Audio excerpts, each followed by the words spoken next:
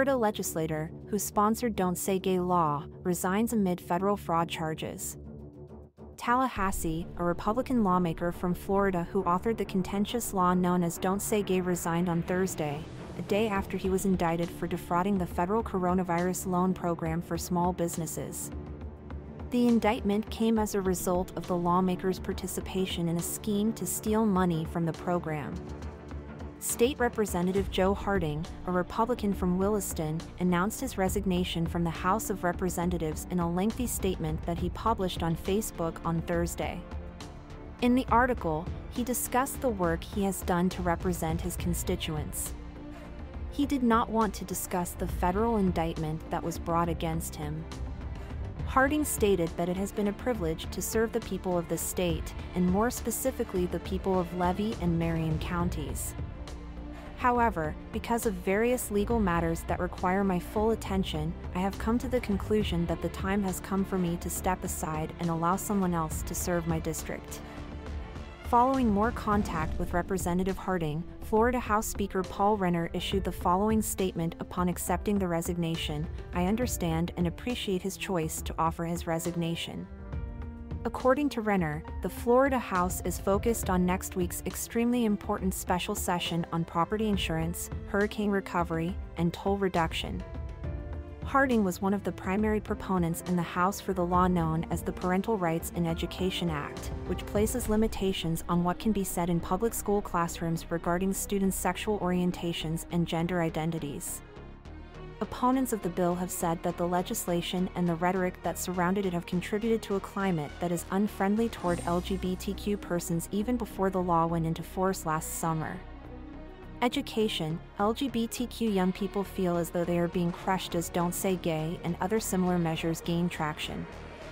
In March, Florida Governor Ron DeSantis signed a bill into law titled Don't Say Gay, and he lashed out against false narratives. According to the announcement made by the Office of the United States Attorney for the Northern District of Florida on Wednesday, a federal grand jury has issued an indictment against Harding that includes 6 separate counts. The indictment alleges that the legislator committed 2 acts of wire fraud between December 2020 and March 2021 by participating in a scheme to defraud the Small Business Administration and for using false and fraudulent pretenses, representations, and promises to obtain the federal loans. The indictment alleges that the legislator committed these acts between December 2020 and March 2021. According to the allegations contained in the indictment, he submitted bogus and fraudulent applications for SBA economic injury disaster loans, and he utilized the names of defunct firms in the evidence that supported his claims. According to the accusation, he prepared bank statements for one of those businesses that had ceased operations. Allegedly, Harding's overall goal was to secure more than $150,000 in SBA funding through fraudulent means, and he allegedly attempted to do so as well. USA Today Investigations, a report on the pandemic relief scheme, claims that the CEOs of internet banking companies and their families made rich. He is also charged with 2 counts of participating in monetary transactions with monies produced from illicit activity and 2 counts of making false statements to the SBA. These charges are in addition to the charges listed above. The maximum punishment for wire fraud is 20 years, whereas the maximum sentence for money laundering is 10 years, and the maximum term for making false representations is 5 years. Harding stated that he had pleaded not guilty to the federal accusations against him and that he had completely paid back the government loan in a statement that he made on his Facebook page on Wednesday. He stated, "I want the public and my constituents to know that I fully repaid the loan and cooperated with investigators as requested. I want the public and my constituents to know that I cooperated with investigators as requested.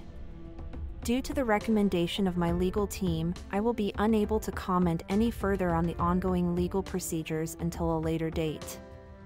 In the meantime, please direct any inquiries or concerns you may have regarding this subject to my attorney." What is it that everyone seems to be talking about? Register for our newsletter on the hottest topics to receive the most up-to-date information throughout the day.